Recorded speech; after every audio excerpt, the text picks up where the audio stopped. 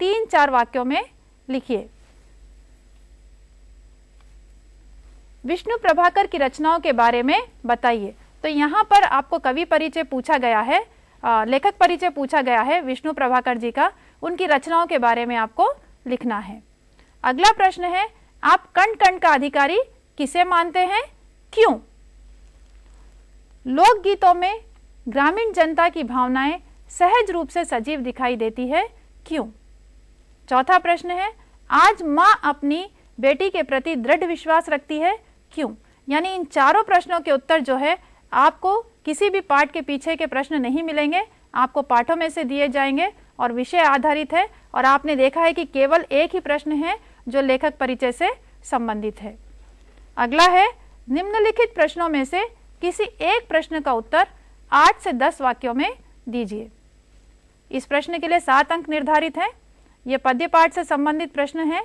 प्राचीन व आधुनिक समय की भक्ति भावना में क्या अंतर है और उसकी क्या विशेषताएं स्पष्ट होती है। यानी भक्ति भावना से संबंधित प्रश्न है। आपको पता है कि यह प्रश्न भक्ति पद से लिया गया है और आपको उसी पाठ के आधार पर इसका उत्तर लिखना है। अगला प्रश्न है, किसी एक ऋतु का वर्णन अपने शब्दों में कीजिए। यानी यहाँ पर आपके सामने खुला स्कोप है, आप किसी भी एक ऋतु का, जो भी आपकी मनपसंद ऋतु है, उसके बारे में आप लिख सकते हैं। निम्नलिखित प्रश्नों में से किसी एक प्रश्न का उत्तर 8-10 वाक्यों में दीजिए। तो ये बिल्कुल गद्य पाठों से संबंधित प्रश्न है बच्चों, यह भी 7 अंकों का है। इसमें से पहला प्रश्न है, त्योहार कौन सा भी हो, बच्चों की खुशियाँ कुछ विशेष ही होती है, क्यों? अपने शब्दों में स्पष्ट कीजिए। यहाँ पर भी आपको त्योहार में बच्चों की जो खुशियाँ होती है उसके बारे में आपको अपने विचार लिखने हैं, इसीलिए यहाँ दिया गया है कि अपने शब्दों में स्पष्ट कीजिए। अंतर्राष्ट्रीय स्तर पर प्रचलित हिंदी भाषा के अलावा किसी अन्य भाषा का परिचय देते हुए उसका महत्व स्पष्ट कीजिए। यानी आपने अंतर्राष्ट्रीय स्तर पर जो हिंदी का पाठ पढ़ा है उसमें हिंदी के बारे में नहीं पूछा जाकर किसी अन्य भाषा के बारे में यहाँ पर पूछा गया है। तो आप देखिए कि किस तरह के प्रश्न पूछे जा सकते हैं। तो यहाँ तक तो हुआ बच्चों हमारा स्वरचना तक के प्रश्न यहाँ पर हमने पूर्ण कर लिए हैं। अब आगे का जो हमारा सेक्शन है वह है सृजनात्मक अभिव्यक्ति का है। इसमें से किन्हीं 2 प्रश्नों के उत्तर आपको अपने शब्दों में लिखने हैं। सृजनात्मक अभिव्यक्ति के बारे में आप जानते हैं कि यह विधाओं से संबंधित प्रश्न है और इसमें विभिन्न विधाओं से संबंधित 3 प्रश्न पूछे जाते हैं, जिसमें आपको केवल 2 प्रश्नों के उत्तर लिखने हैं। तो विधाएं जो है वह प्राचीन भी है और नवीन विधाएं भी है। इसमें प्रश्न देखिए, पहला प्रश्न, 10वीं कक्षा की परीक्षा संचालन में सुव्यवस्थित अनुशासन बनाए रखने में अपने विचार बताते हुए पाठशाला शिक्षा निदेशक जी को एक पत्र लिखिए। तो अब देखिए पत्र कैसा है, बिल्कुल ठीक है। आप इस पत्र को देखिए, एकदम आपको आसान नहीं दिखाई देगा पत्र, थोड़ा पत्र लेखन पर आपको मेहनत करनी है कि आसान विषयों से हटकर भी पत्र दिए जा सकते हैं। अगला प्रश्न है, हरितहारम कार्यक्रम का विज्ञापन बनाइए। तो विज्ञापन कैसे बनाना है ये अभी आपको सर आगे बताएंगे कि किस तरह आपको बनाना है। चॉकलेट अपने आप के बारे में बताता तो क्या बताता, कल्पना कर चॉकलेट की आत्मकथा लिखिए। तो इस तरह सृजनात्मक अभिव्यक्ति के 3 प्रश्न पूछे जाते हैं जो विभिन्न विधाओं से संबंधित होते हैं। यहाँ पर 3 विधाएं दी गई है, पत्र लेखन की दी गई है, आत्मकथा की दी गई है और विज्ञापन की दी गई है। इससे हटकर भी अन्य विधाओं से संबंधित प्रश्न पूछे जाएंगे। आपको कोई भी एक विधा दी जाएगी जिनका उल्लेख हमने पहले किया है। तो इस प्रकार ये आपका पार्ट ए यहाँ तक खत्म होता है बच्चों। अब हम पार्ट बी की ओर चलते हैं और मैं यानी आपको पहले एक 5 मिनट का यहाँ पर अंतराल दिया जाएगा जिसमें आप भी कुछ चर्चा कर सकते हैं, अपने अध्यापक और अध्यापकों से पूछ सकते हैं कि क्या किन शंकाओं को आपको पूछना है, आपके सामने क्या शंकाएं उन्हें लिख लीजिए आप इतने समय में। उसके बाद मैं हमारे सर मतीन सर जी से रिक्वेस्ट करूंगी कि वो पार्ट भी आपके सामने रखिए। और बच्चों जाइएगा मत, क्योंकि मतीन सर का ग्रामर आप जानते हैं कि आप उसके लिए वेट भी कर रहे हैं, मुझे पता है। तो वैसे ही रहिए, 5 मिनट इंतजार कीजिए, हम 5 मिनट के बाद फिर आपके सामने हाजिर होते हैं। धन्यवाद।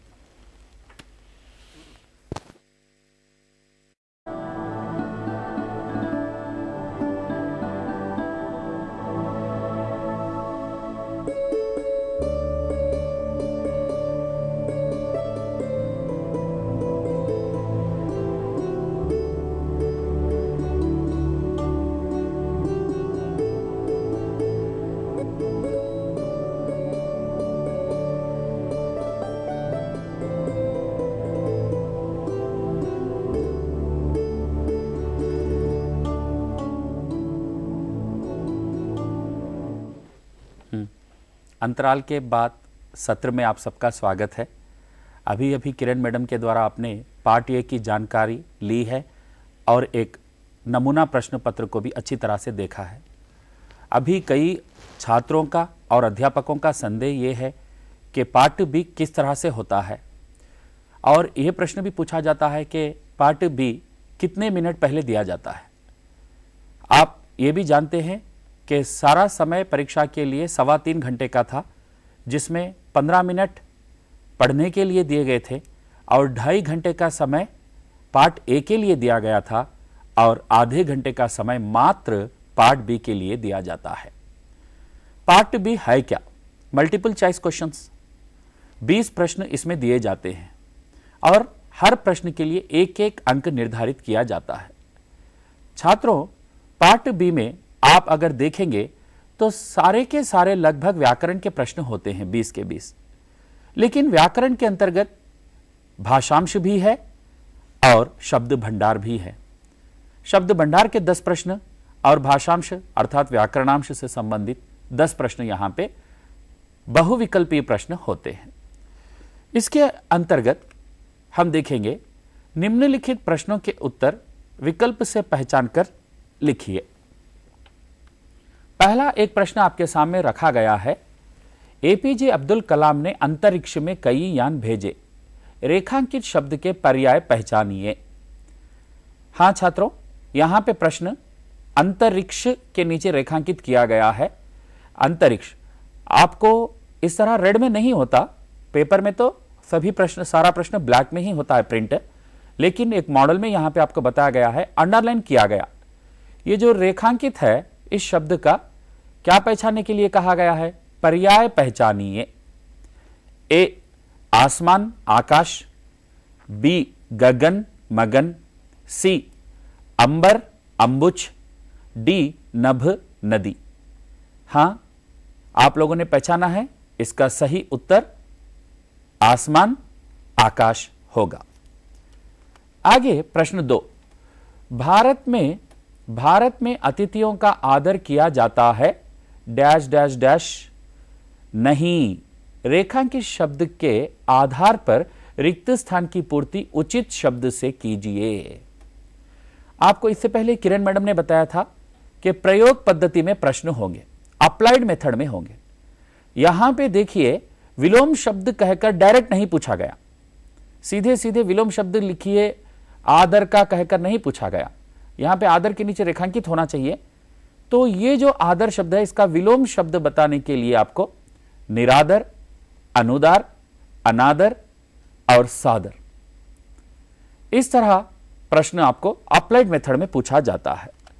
अगला प्रश्न तीसरा, आजकल हर किसी के लिए डैश जरूरी है, उचित युग्म शब्द से रिक्त स्थान की पूर्ति कीजिए। ए लिखना पढ़ना, बी पढ़ना लिखना, सी पढ़ना पढ़ाना, डी लिखना लिखाना। हां, आप कल्पना कीजिए, अपने अध्यापक से भी उत्तर की चर्चा कर सकते हैं। लगभग इसमें कई छात्रों को संदेह हो सकता है कि लिखना पढ़ना सही होगा या पढ़ना लिखना सही होगा। वास्तविक युग्म है, शुद्ध युग्म है पढ़ना लिखना, क्योंकि पढ़ने के बाद ही हम लिखना आरंभ करते हैं। इसके बाद अगला प्रश्न, सूर्य पूरब में उगता है, रेखांकित शब्द के स्थान पर व्यावहारिक रूप से इसका भी प्रयोग होता है। सूर्य के नीचे यहां रेखांकित होना चाहिए,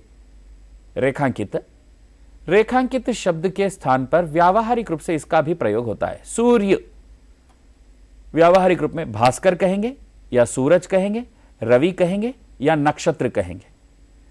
हां, लगभग आपने कल्पना की होगी सूर्य के व्यावहारिक रूप में होने वाला अर्थात तद्भव रूप, इसका तद्भव रूप होगा सूरज। बिल्कुल। अप्लाइड मेथड में अगला व्याकरण का प्रश्न देखें, तुलसीदास के समान कोई अन्य राम भक्त बन ही नहीं सके, रेखांकित वाक्यांश के स्थान पर एक शब्द का प्रयोग हम करना चाहेंगे तो वह क्या होगा? यहां पे भी रेखांकित मिस हो चुका है इस पीपीटी में, तुलसीदास के समान कोई अन्य राम भक्त।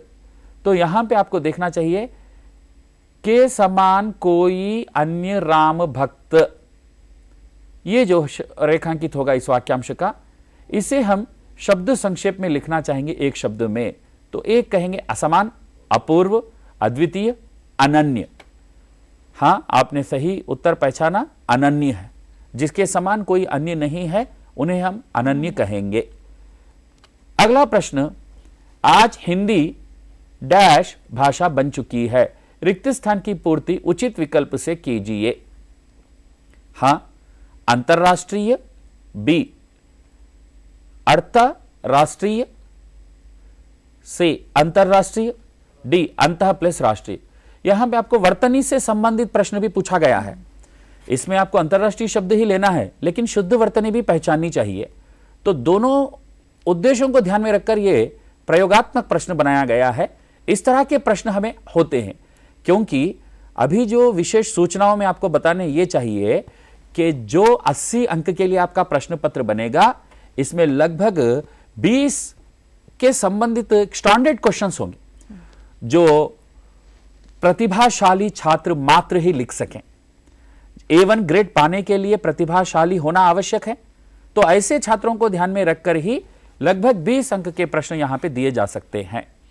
तो विशेषकर यहां पे आप देखेंगे अंतः प्लस राष्ट्रीय, अंतरराष्ट्रीय बनना चाहिए आपको शब्द।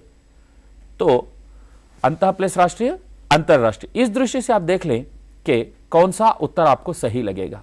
बिल्कुल सही पहचाना आपने, अंतः प्लस राष्ट्रीय, अंतरराष्ट्रीय, सी उत्तर सही होगा। अगला है 7वां प्रश्न, बच्चे घर से विद्यालय जाते हैं और विद्यालय से घर डैश।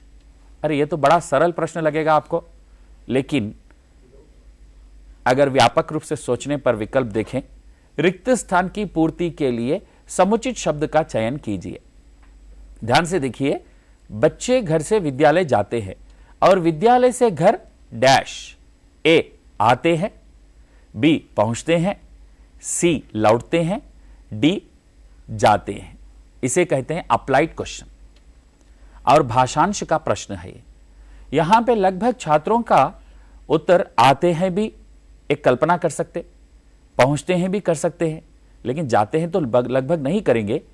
लेकिन विशेष सही उत्तर यहां पे है लौटते हैं, क्योंकि वापस आना, पाठशाला को जाना बिल्कुल सही है, लेकिन पाठशाला से क्या है उनका वापस आना है। तो इसी कारण यहां पे शुद्ध उत्तर होगा लौटते हैं होना चाहिए। आगे का प्रश्न है, एक लड़के ने शब्दकोश में 4 शब्द देखे, कविता, कावेरी, कुसुम, काजल।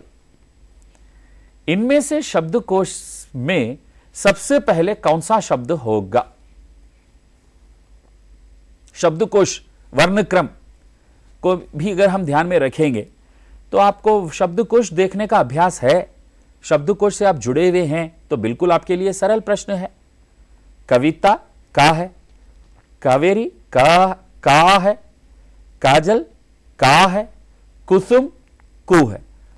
तो बोलिए बच्चों, आपको सबसे पहले का आएगा या का आएगा या का या कु आएगा? बिल्कुल आपने सही पहचाना, शब्दकोश में आपका सबसे पहला शब्द होगा इन चारों शब्दों में से कविता, क्योंकि का जो है बिना किसी मात्रा के है, मात्रा वाले बाद में आएंगे। बिल्कुल आपने सही कहा। 9वां प्रश्न, कुछ लोग न्याय, अन्याय, धर्म, अधर्म आदि की बातें करते हैं। इस वाक्य में विलोम शब्द के रूप में बदलने के लिए इस उपसर्ग का प्रयोग हुआ है। यहां पे विलोम शब्द की बात हो रही है, फिर से उपसर्ग की भी बात हो रही है। यहां शब्द है अन्याय, अधर्म। धर्म का विलोम अधर्म है, न्याय का विलोम अन्याय है, लेकिन अन्याय बनने में, अधर्म बनाने में एक उपसर्ग का यहां पे प्रयोग हुआ है। ध्यान से देखिए, वो उपसर्ग क्या है? आ है या आ है या अन्य है या धर्म है। बिल्कुल आपका सही उत्तर है आ। अगला प्रश्न, विद्यालय में छात्र और डैश पढ़ते हैं। रिक्त स्थान की पूर्ति रेखांकित शब्द के आधार पर उचित शब्द से कीजिए। रेखांकित छात्र के नीचे अंडरलाइन होना चाहिए आपको यहां पे छात्र। छात्र अगर रेखांकित है तो तब उत्तर आपका क्या होगा? ए छात्राएं, बी लड़कियां, सी छात्रा, डी विद्यार्थिनी। देखिए, आप गंभीरता से सोचें कि चारों उत्तरों में लगभग समानता है, फिर भी उत्तर मात्र छात्राएं हैं, क्योंकि यहां पे छात्र शब्द का लिंग बदलना है तो छात्रा होगा। छात्र यहां पर बहुवचन रूप में प्रयोग है तो बहुवचन रूप छात्राएं हैं। इसी कारण बिट पेपर में बिट पढ़ते समय अर्थात प्रश्न पढ़ते समय गंभीरता से सोचना चाहिए वहां पे कि अति सूक्ष्मता में अर्थ या उत्तर परिवर्तन हो सकते हैं। इस सूक्ष्मता को पहचानना ही बिट पेपर की प्रवीणता है। अगला प्रश्न, रानी डैश अपनी झांसी देने डैश इनकार कर दिया, रिक्त स्थान के लिए सही उत्तर पहचानिए। यहां कारक से पूर्ति कीजिए कहकर आपको कहीं भी नहीं कहा गया है, क्योंकि अप्लाइड मेथड में क्वेश्चन है, प्रयोग पद्धति में है। रानी ने अपनी झांसी देने से इनकार कर दिया, बिल्कुल शुद्ध है इसका उत्तर। प्रश्न संख्या 12, आधुनिक समाज में हम आगे बढ़ने का प्रयास करते हैं। शब्द भेद के अनुसार रेखांकित शब्द, फिर से यहां पे रेखांकित मिस हो चुका है सर। देखिए, आधुनिक समाज में हम आगे बढ़ने का प्रयास करते हैं, प्रयास के नीचे अंडरलाइन होना चाहिए यहां पे आपको, रेखांकित प्रयास। प्रयास शब्द का शब्द भेद क्या है? संज्ञा, सर्वनाम, क्रिया विशेषण, विशेषण। हां बच्चों, ये जो प्रयास है, प्रयास से पहले किस कारक का प्रयोग है? का है, अर्थात प्रयास का लिंग क्या है? पुल्लिंग। अगर किसी शब्द का लिंग डिसाइड हो जाता है पुल्लिंग या स्त्रीलिंग कहकर, तो 100% संज्ञा होती है। इसी कारण यहां पे प्रयास भाववाचक संज्ञा है, यह आपको ध्यान देना चाहिए। अगला प्रश्न, हम सब चाहते हैं कि अच्छा पढ़ें और आगे बढ़ें, लेकिन कोई ना कोई समस्या आ ही जाती है। शब्द भेद के अनुसार इसमें रेखांकित शब्द क्या है? हां देखिए, रेखांकित इसमें मिस हुआ है, थोड़ा सा आपको मैं बताऊंगा। बोल्ड कर चुके हैं लोग।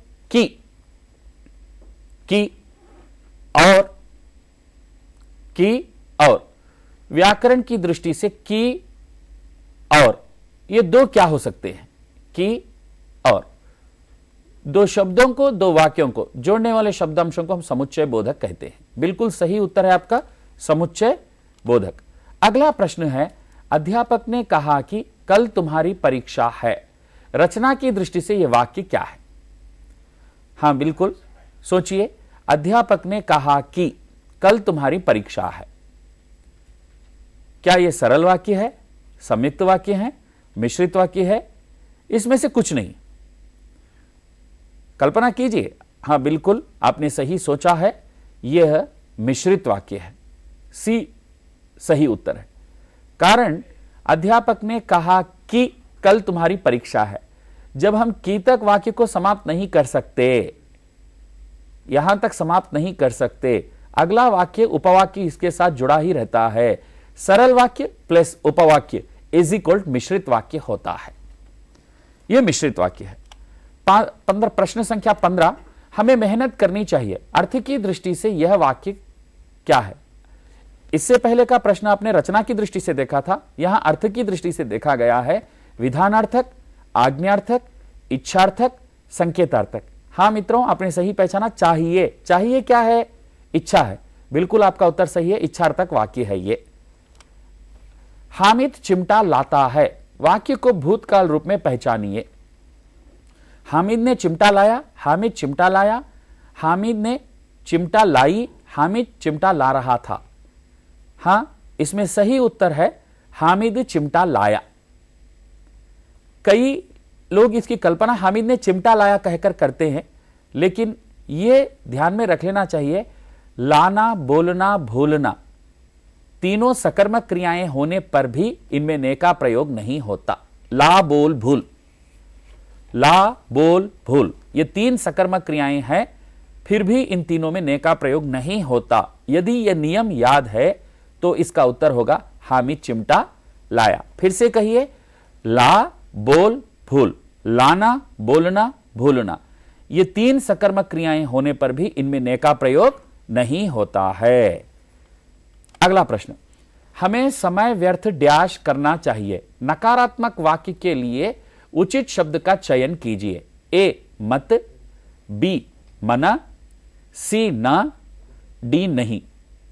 हां बताइए, हमें समय व्यर्थ नहीं करना चाहिए। बिल्कुल आपका उत्तर सही है। आगे बढ़ते हैं, प्रश्न संख्या 18। पक्षी सूर्योदय के समय जागते हैं। रेखांकित शब्द के विषय में सही उत्तर पहचानिए। सूर्योदय रेखांकित होना चाहिए आपको यहां पे। सूर्योदय रेखांकित शब्द के विषय में सही उत्तर पहचानिए। आपको संधि पहचानिए कहकर नहीं कहा गया है, लेकिन प्रयोग अप्लाइड मेथड में प्रश्न दिया गया है। सूर्य प्लस उदय गुण संधि नहीं। ओके, नेक्स्ट, सूर्य प्लस उदय यण संधि नहीं। सूर्या प्लस उदय दीर्घ संधि नहीं। सूर्य प्लस उदय गुण संधि नहीं। अगर मैं चारों विकल्प आपके सामने रखूंगा, इसमें एक ही एक उत्तर को सही माना जाएगा। वो एक उत्तर क्या होगा? सूर्य प्लस उदय गुण संधि, क्योंकि आ प्लस उ इज इक्वल ओ, ए ओ और विकार होते हैं तो वो गुण संधि होती है। यहां सूर्य शुद्ध वर्तनी, उदय शुद्ध वर्तनी, लेकिन यहां पर उदय दिया गया है। गुण संधि है लेकिन उदय, तो यहां पे छात्रों एक एक अंक लेने के लिए ऐसी वर्तनी पे आपको ध्यान देना पड़ता है। ये उदय है, ये उदय है। इस तरह बिट पेपर में वर्तनी प्रश्न क्या पूछा जा रहा है इसको पहचानना बेहद जरूरी है। हम हर दिन पाठशाला जाते हैं। रेखांकित शब्द का समास पहचानिए। पाठशाला के नीचे आपको यहां पे अंडरलाइन है। ओके, बहुत बारीक होने के कारण दिखाई नहीं देगा शायद आपको। पाठशाला का समास पहचानिए।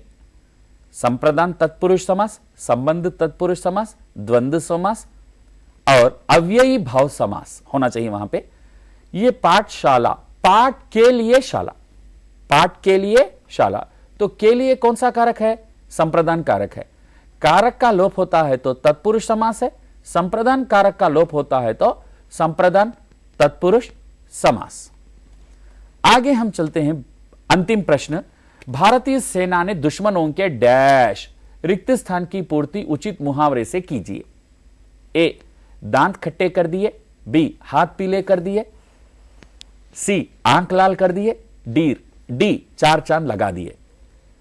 अब यदि आपको मुहावरों के बारे में जानकारी है तो बिल्कुल आपका सही उत्तर होगा दांत खट्टे कर दिए। भारतीय सेना ने दुश्मनों के दांत खट्टे कर दिए। हां छात्रों, अभी आप लोगों ने एक मॉडल बिट पेपर को देखा है। इस पार्ट बी में 20 प्रश्न आपके सामने रखे गए। आपके जो भी संदेह हैं आप पूछ सकते हैं आप, क्योंकि आप डायरेक्ट आप स्टेट कोऑर्डिनेटर एसआरजी से कनेक्ट हो चुके हैं। अध्यापक भी अपने संदेह पूछ सकते हैं, छात्र भी हो तो अपने संदेह पूछ सकते हैं। फोन लगा सकते हैं, आपको फोन नंबर दिया गया है, अभी फोन लगाकर आप प्रश्न पूछ सकते हैं। तो ये जो 20 प्रश्न मल्टीपल चॉइस के थे, अप्लाइड मेथड में थे। चाहे आपके ये जो प्रश्न थे आपके पाठों के अभ्यास कार्यों में से ही होना कोई जरूरी नहीं है।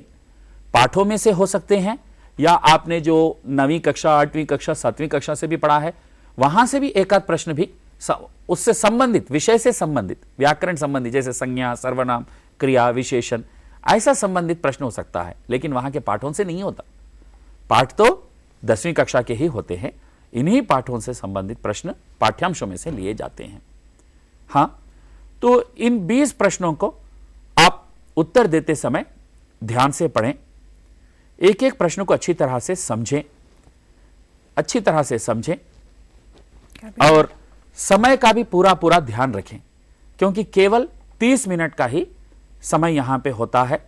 आपको 30 मिनट में ही प्रश्न को पढ़ना है और उसके 4 विकल्प पढ़ने हैं और उसमें से सही उत्तर का चयन भी करना है, और वो ए है, बी है, सी है, डी है, कोष्टक में भी लिखना है। टिक ऐसे नहीं लगाना चाहिए, अंडरलाइन भी नहीं करना चाहिए। आपको बिल्कुल उत्तर को कोष्टक में ही लिखना चाहिए, कैपिटल में। हां, कैपिटल में लिखना है, स्मॉल लेटर में भी नहीं लिखना चाहिए। कभी कभी कुछ छात्र उसे टिक लगा देते हैं या कुछ अंडरलाइन कर देते हैं या ए बी कहकर तेलुगु में लिख देते हैं, ऐसा नहीं। बिल्कुल आपको प्रश्न के सामने ए मल्टीपल है, ए कैपिटल है, स्मॉल है, वो जैसे भी है कैपिटल में, उसी तरह का वहां पे आपको कोष्टक में देना बहुत जरूरी है। और एक बार उत्तर को काट कर बाजू यदि लिखा जाता है तो उसके अंक नहीं दिए जाएंगे। या आप उत्तर लिखकर फिर उसके ऊपर 2-3 बार रब करके इस तरह से उत्तर को परिवर्तन किया जाता है तो भी उसके अंक नहीं दिए जाएंगे। अर्थात आपको एक एक उत्तर बड़े ध्यान से लिखना पड़ता है। आप सारांशात्मक परीक्षा 1 में अगर काट के भी बाजू लिखे तो आपके टीचर्स कुछ मार्क्स दिए होंगे, या कुछ उसे बदल कर भी लिखे तो भी दिए होंगे, लेकिन वार्षिक परीक्षा में अर्थात सारांशात्मक 2 में ऐसा नहीं होता। इसके निश्चित नियम है कि काटम कुटी ना हो। जो सीधे सीधे आपको लिखना है वही विकल्प को चुनकर कोष्टक में, बिल्कुल कोष्टक में लिखें। कुछ छात्र कोष्टक के बाहर लिखने का प्रयास करते हैं, कोष्टक के ऊपर लिखने का प्रयास करते हैं। ऐसा भी नहीं होना चाहिए। बिल्कुल जो कोष्टक दिया गया उसी के अंदर आपका उत्तर होना जरूरी है। समय का पूरा पूरा पालन करें। आपके कुछ भी संदेह हो तो आपको फोन नंबर दिया जा रहा है स्क्रीन पे। परीक्षा से संबंधित, प्रश्नों से संबंधित फोन लगाकर आप पूछ भी सकते हैं। ओके। हाँ मैडम, अभी जो बात हो रही थी, कई अध्यापकों की ओर से प्रश्न हमें फोन आते रहते हैं कि जो प्री फाइनल एग्जाम हुआ है या समेटिव एग्जाम हुआ है। हाँ, हेलो सर नमस्कार। हाँ नमस्कार जी। सर ग्रामर में एक क्वेश्चन पूछे ना आप जी। अब तक हमें समय व्यर्थ डैश करना चाहिए, हाँ इसमें नहीं करना चाहिए बोले आप, जी। हाँ मत करना ना करना वो गलत है सर? हाँ गलत है, क्योंकि अच्छा, बिल्कुल अच्छा प्रश्न है आपका। कहाँ आपका शुभ नाम क्या है सर? सर मेरा नाम Raju sir. Okay Raju sir, बिल्कुल अच्छा प्रश्न आपने पूछा। मत का शब्द, मत का प्रयोग आज्ञार्थक वाक्यों में होता है। समय व्यर्थ मत करो आज्ञार्थक में होता है, और ना करें संभाव्य भविष्य काल में ना का प्रयोग होता है। चाहिए का जब आता है इच्छार्थक में नहीं का ही प्रयोग करना चाहिए, क्योंकि इच्छार्थक वाक्य में अंत में चाहिए है, तो चाहिए जब होता है तो वहां पे नहीं हो। अगर आप करो समय व्यर्थ डैश करो है तो मत करो, उसके आधार पे वहां पे नकारात्मक शब्द का चयन करना पड़ता है। ओके, धन्यवाद, अच्छा प्रश्न आपने सामने रखा। हाँ हेलो, हाँ मैडम, तो प्रश्न जो डिस्ट्रिक्ट्स में जो डीआरपीस के द्वारा या किसी भी विशेषज्ञ के द्वारा बनाए जाते हैं, तो कई अध्यापक समझते हैं कि ये स्टेट बोर्ड से बने हुए प्रश्न है क्या, इसमें ऐसा गलत तरीके के क्वेश्चंस क्यों आ रहे हैं, सूचनाएं एक दे रहे हैं, ऐसे प्रश्न आ रहे हैं। कभी कभी 1-2 फोन हमको आते रहते हैं। हाँ। विशेषकर हैदराबाद जिले से कुछ वाक्य में 2-2 उत्तर है। महबूब नगर डिस्ट्रिक्ट से आया था, रंगारेड्डी डिस्ट्रिक्ट से आया था। इसके विषय में आपकी राय क्या है? मेरी यही राय है सर, आपका भी प्रश्न बहुत अच्छा है कि एक एक में 2-2 प्रश्न जैसे उत्तर होते हैं, 4 डिस्ट्रैक्टर्स दिए जाते हैं ABCD, तो कई बार अध्यापक और अध्यापकों को लगता है कि 2-2 प्रश्न 2-2 उत्तर सही हैं। लेकिन जैसे अभी आपने एक ग्रामर में बताया था एक वाक्य कि विद्यालय से लौटते हैं, आते हैं, पहुंचते हैं या जाते हैं। देखिए अक्सर अगर मैं भी वो प्रश्न देखूंगी एक बार, तो मैं भी एक बार चकरा गई थी सर का प्रश्न देखकर कि इसका उत्तर क्या होगा। यानी हो सकता है कि लौटते हैं भी सही हैं, आते हैं भी सही हैं, पहुंचते हैं भी सही हैं, तो वहां पर अधिकतर अध्यापक ये समझ लेते हैं कि 3 उत्तर सही हैं, लेकिन सही उत्तर तो वहां पर एक ही था सर, जो आपने बताया है कि लौटते हैं। तो ऐसे ही प्रश्न हो जाते हैं, प्रश्न पत्र में भी ऐसे ही प्रश्न होते हैं, और भाषा की शुद्धता देखकर वहां पर आपको उत्तर पहचानना होता है। लेकिन लोग ये समझते हैं कि वहां पर 2 उत्तर है, लेकिन अक्सर ऐसा होता नहीं है। कभी कभी कि छोटे छोटे सिचुएशंस में कभी कभी पेपर सेटर से त्रुटि हो जाती है, लेकिन अक्सर नहीं होता है ये। तो वहां पर सोचकर समझकर उत्तर की पहचान करनी होती है। और एक बात मैं स्पष्ट कर दूं सर कि जो 80 नंबर का प्रश्न पत्र है, इसमें अलग अलग लेवल्स पे पेपर सेट होता है। वहाँ पर एवरेज लेवल भी रखा जाता है और इजी लेवल भी रखा जाता है और डिफ़िकल्टी लेवल को भी मेंटेन किया जाता है। तो कुछ 5 से 7 प्रश्न ऐसे होते हैं जो उन्हीं बच्चों के लिए होते हैं जो A ग्रेड प्राप्त करेंगे, यानी बिल्कुल प्रतिभाशाली बच्चों के लिए वो प्रश्न होते हैं। और यदि सारा स्टेट यह सोचता है कि पूरे के पूरे प्रश्न आसान हो, तो ऐसे भी नहीं होंगे। वैसे हम भी शुभचिंतक है बच्चों के, और हम चाहते हैं कि हमारे स्टेट का हर बच्चा द्वितीय भाषा हिंदी में 10 पॉइंट लेकर आए। तो हमारी भी ये शुभकामनाएं हैं कि सोच समझकर उत्तर लिखें। ये दिखते हैं बहुविकल्पीय प्रश्न बहुत आसान, जी। ABCD तो टिक करना है, लेकिन ऐसा नहीं है। इसमें आपको चारों डिस्ट्रैक्टर्स को पढ़ना है। कभी कभी बच्चे क्या करते हैं, पहला उनको लगता है कि हाँ भाई यही उत्तर सही है और 3 पढ़ते ही नहीं है, लेकिन उन्हें चाहिए कि ABCD चारों उत्तर पढ़े।